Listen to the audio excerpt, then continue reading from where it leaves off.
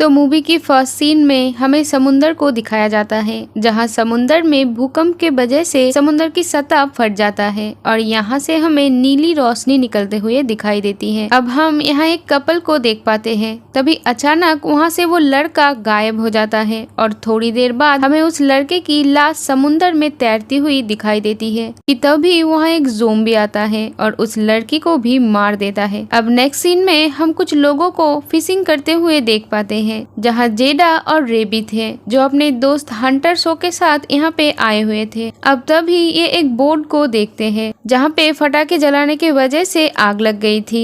तो हंटर आग बुझाने में उस बोर्ड वाले की हेल्प करता है। हंटर इन्हें यहाँ पे फटाके जलाने से मना करता है, लेकिन वो लोग नहीं मानते हैं। तो हंटर उन फटाके को ले लेता है क्योंकि वो यहाँ का सुपरवाइजर है। और अब हमें एक आदमी को दिखाई जाती है जो अपने दूरबीन के वजह से समुद्र में ब्लू लाइट को देख पाता है। अब इधर हंटर और उसके दोस्त भी समुद्र के उसी जगह पे थे और उनके हुक में कुछ फंसता है, तो ये लोग उसे ऊपर की तरफ खींचने लगता है, लेकिन इनको तो बहुत ज्यादा ताकत लगानी पड़ रही थी। मतलब इनके हुक पे कोई बहुत बड़ी चीज फंसी है। अब ये लोग जोर लगा के उस चीज को खींच के ऊपर लाते हैं और वो चीज तो एक डेड इंसान है और उसका बॉडी ब्लू हो चुका था। इनको ये देखकर बहुत ही अजीब लगता है, तो ये लोग पानी के नीचे कैमरा भेजते हैं जहां उन्हें समुंदर के नीचे से ब्लू लाइट निकलती हुई दिखाई देता है। हंटर ये देखकर अथॉरिटी को इन्फॉर्म करता है, लेकिन इन्हें अब पानी के ऊपर भी जगह जगह पे ब्लू लाइट दिखाई देता है कि तभी ये देखते हैं कि वो डेड बॉडी गायब हो चुका है। लेकिन तभी हंटर के दोस्त के ऊपर वो इंसान अटैक कर देता है और हम देखते हैं कि वो इंसान एक ज़ोंबी है। तभी पीछे से हंटर एक चाकू से उस ज़ोंबी को मारता है, लेकिन उस ज़ोंबी को तो इससे कुछ नहीं होता। अब किसी तरह से ये लोग उस ज़ोंबी को पानी में फेंक देता है और उनके फ्रेंड जेड को हॉस्पिटल में एडमिट कर देते हैं। अब हंटर एक और कैमरा फिर से पानी में उतारता है ताकि उस ब्लू लाइट को इन्वेस्टिगेट कर पाए।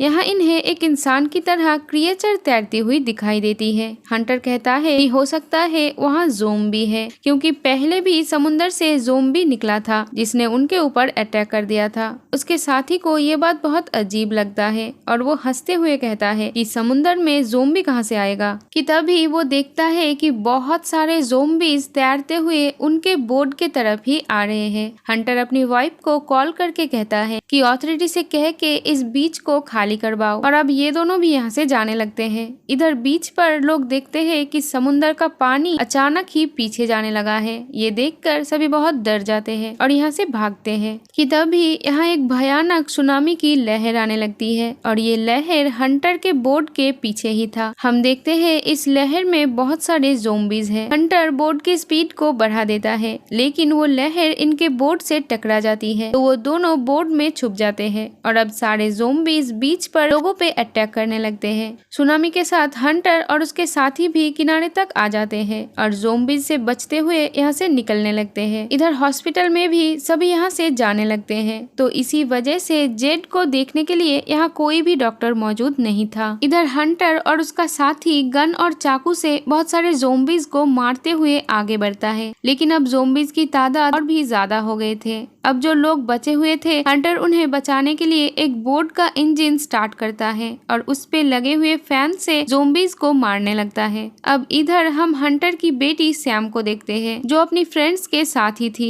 लेकिन तभी यहाँ पे भी ज़ोंबीज हमला कर देते हैं। सैम हंटर को कॉल करती है, लेकिन वो उसकी कॉल नहीं उठाता है क्योंकि हंटर यहाँ लोगों को बचाने में बिजी थे और अब वो लोग एक कार में जाके बैठ जाते हैं। इधर हॉस्पिटल में जेट मारी जाती है। रे ये देखकर बहुत दुखी हो जाता है कि तभी जेट फिर से जिंदा हो जाती है, लेकिन वो तो अब ज़ोंबी में बदल चुका था। रे ये देखकर भागने जाता है, लेकिन जेड उसे पकड़ लेता है, लेकिन तभी यहाँ एक डॉक्टर आ जाता है, तो जेड उस पर हमला कर देता है। मौका देखकर रे यहाँ से भाग जाता है। अब इधर हंटर की वाइफ केंजी यहाँ आती है और जेड को देखकर वो बहुत डर जाती है। जेड ने यहाँ सभी को काट के ज़ोंबी बना दिया था। केंजी ये देखकर भागती है और वो रे के पास पहुंच जाती है और ये दोनों एक रूम में चले जाते हैं, लेकिन यहाँ पे भी ज़ोंबीज थे। इधर हंटर और बाकी के लोग जो उनके साथ थे वो पुलिस स्टेशन तक पहुंच जाते हैं, लेकिन यहाँ पे भी ज़ोंबी उन पर अटैक कर देते हैं। यहाँ एक लड़का अपने आप को बचाने के लिए अपनी वाइफ को ज़ोंबी के बीच में फेंक देता है और पुलिस स्टेशन जाके दरवाजा बंद कर देता है। हंटर उसे कहता है कि ये तुमने क्यों किया, तो वो सभी से बदतमीजी करने लगता है और पुलिस ऑफिसर से वेपन मांगता है, लेकिन ऑफिसर उसे वेपन नहीं देता तो वो एक ऑफिसर को मार देता है।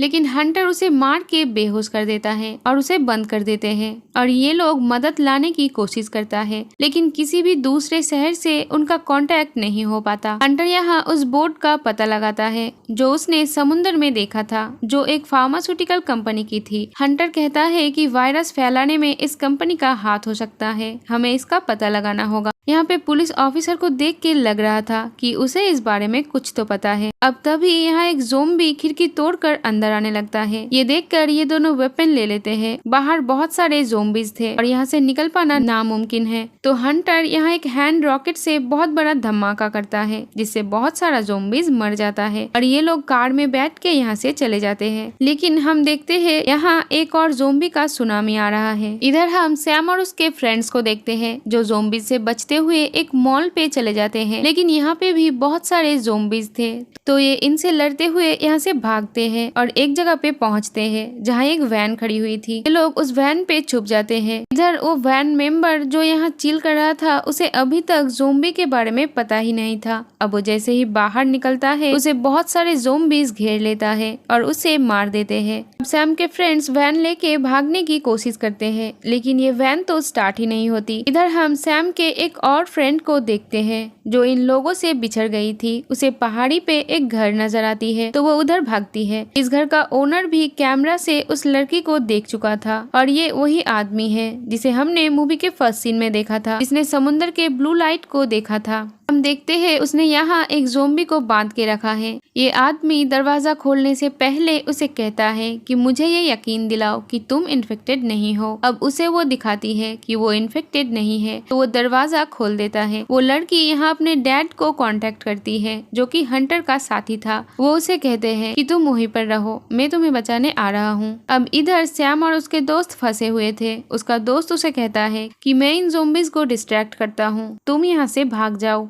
अब वो लड़का वैन के ऊपर चढ़ जाता है और गाना गाने लगता है और ज़ोंबीज उसके तरफ जाने लगता है और सैम मौका देखकर भागती है। तभी यहाँ हंटर और उसका साथी भी आ जाता है। सैम उनकी कार पे बैठ जाती है और यहाँ पे वो लड़का मारा जाता है। अब ये लोग सैम की मॉम केंजी के पास जाने लगता है। हॉस्पिटल में यहाँ इन्हें कोई नजर नहीं आता। सैम यहाँ स्पीकर से अपने मॉम को ढूंढने की कोशिश करती है। स्पीकर के आवाज से यहाँ पे ज़ोंबीज आने लगता है। इससे हंटर और उसका साथी लड़ते हैं। तभी सैम के पास भी ज़ोंबी आ जाता है, लेकिन सैम उस ज़ोंबी को मार के वहाँ से बाहर आ जाती है, जहाँ हंटर सभी ज़ोंबीज को करंट लगा देता है और सारे ज़ोंबीज मर जाते हैं। और अब इन्हें केंजी और रे भी मिल जाता है। अब केंजी इन्हें बताती है कि यहाँ दो तरीके की ज़ोंबीज है। एक तो वो है जो समुद्र से निकला है, उनका कलर ब्लू है, और एक और जिन पे उन ज़ोंबीज ने हमला किया है। अब ये लोग हॉस्पिटल से बाहर आते हैं और अब ये टॉनी को बचाने के लिए जाते हैं। अब हम देखते हैं कि हंटर के साथी के हाथ पर एक स्क्रैच था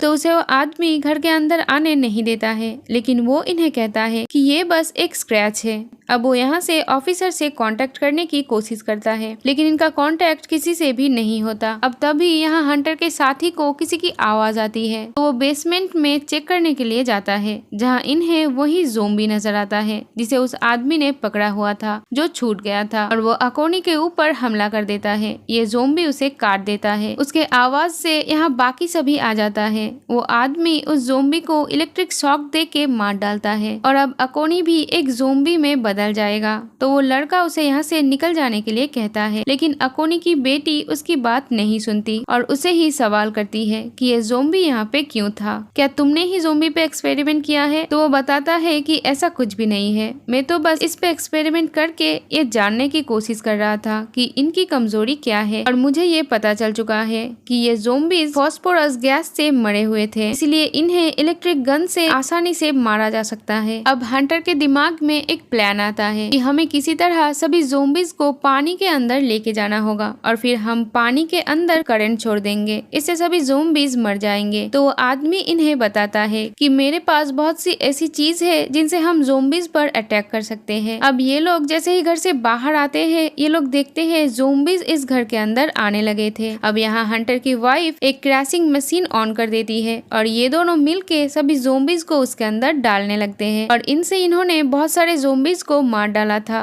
और अब ये लोग बाहर एक केव में छुपते हैं। यहाँ अकोनी की तबीयत बहुत ज्यादा खराब हो जाता है, अब वो ज़ोंबी में बदल जाएगा। अकोनी यहाँ सबको कहता है कि उन्हें इन ज़ोंबीज के बारे में पता था। बहुत साल पहले इस आइलैंड पे एक फार्मास्यूटिकल कंपनी आई थी जिन्होंने एक मेडिसिन को इंसानों के ऊपर एक्सपेरिमेंट की थी, जिसके वजह से बहुत सारे इंसान ज़ोंबीज बन गए थे। और उस कंपनी ने इस बात को छुपाने के लिए यहाँ के लोकल काउंसिलर को बहुत सारे रिश्वत दिए थे। रिश्वत लेने में अकोनी भी शामिल था क्योंकि उसे उसकी वाइफ का इलाज करवाना था, लेकिन वो अपनी वाइफ को फिर भी नहीं बचा पाए थे। अब तभी यहाँ पे बहुत सारे ज़ोंबीज पहुंच जाते हैं। हंटर यहाँ अपने वेपन से सभी से लड़ता है। यहाँ अकोनी भी मारा जाता है और उसकी बेटी उसकी हाथ में एक ग्रेनेड रख देता है और सभी केव से बाहर आ जाते हैं। तभी अकोनी ज़ोंबी में बदल जाता है, लेकिन उसके हाथ का ग्रेनेड वहाँ पे फट जाता है और केव में मौजूद सभी ज़ोंबीज मारे जाते हैं। अब इन लोगों में से टॉनी, रे और एक लड़का बोट पे बैठकर दूर चले जाते हैं और हंटर और उसकी फैमिली ज़ोंबीज को एक रेडियो के जरिए पानी तक ले जाते हैं।